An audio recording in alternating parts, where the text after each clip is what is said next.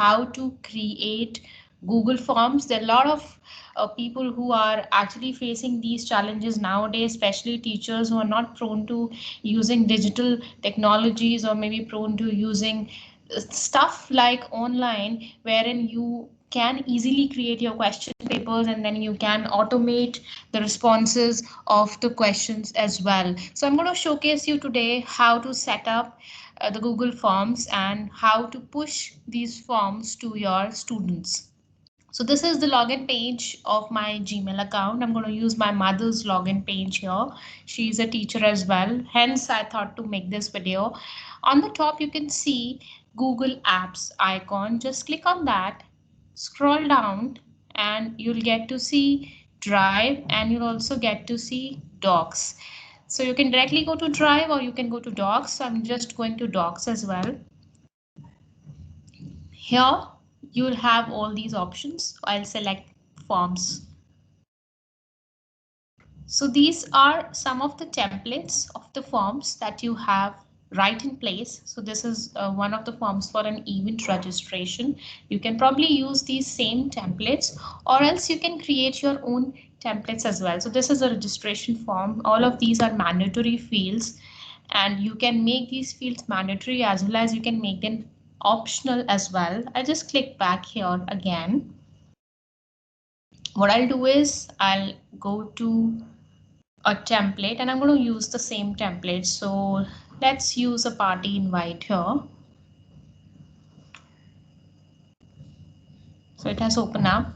How to change the name? It's pretty easy. Just click here and you change it to a question paper. So it's auto saved. This is a section where you create your own question paper. How to do it? So here you have a lot of options. The plus sign indicates that you can add a question here. So if I click on plus, it will create a placeholder for adding a questions. And here is the drop down to select the choice of the question, the type of the question that you want to incorporate here. It could be a short answer, it could be a paragraph, it could be a multiple choice, checkboxes, drop down. So all these options are available. These can also be timed basis date and time. So by default it is taking multiple choice, so I can probably enter a question here. Will you be attending this party tonight? So it will give me certain suggestions. So if I want to take this as a suggestion, I also want to take another suggestion. If not, I can add another option to it. That's all up to me.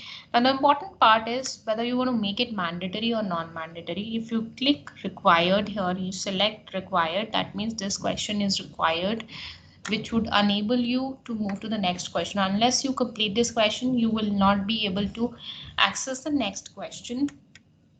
And if you would want to add certain marks to this, you can definitely do that as well. I've just added a option, so that's up to you. You can duplicate this as well, the same question. If you would want to duplicate, you can do it.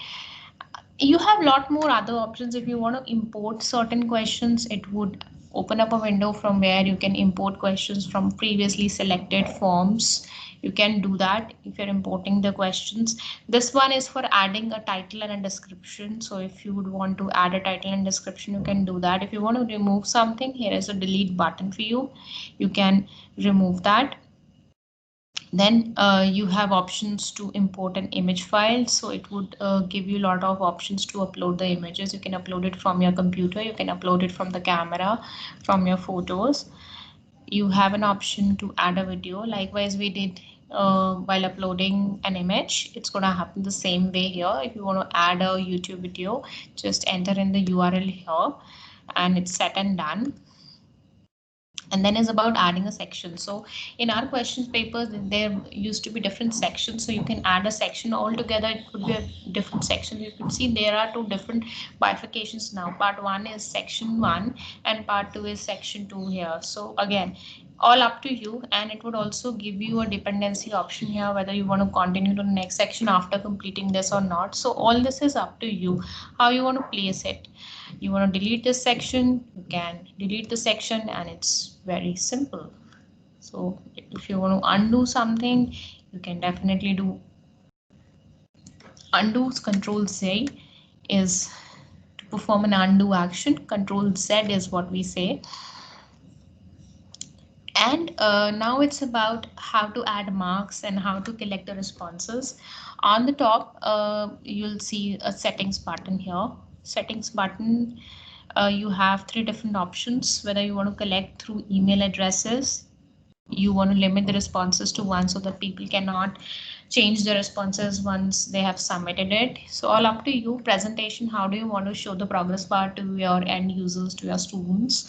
You can select that here. And in the quizzes, if I make this as a quiz and I say and select immediately after each submission, so I'll be thrown with the results of all those entries that have been made by the participants, and I can just save this. So this is auto saved for my this section.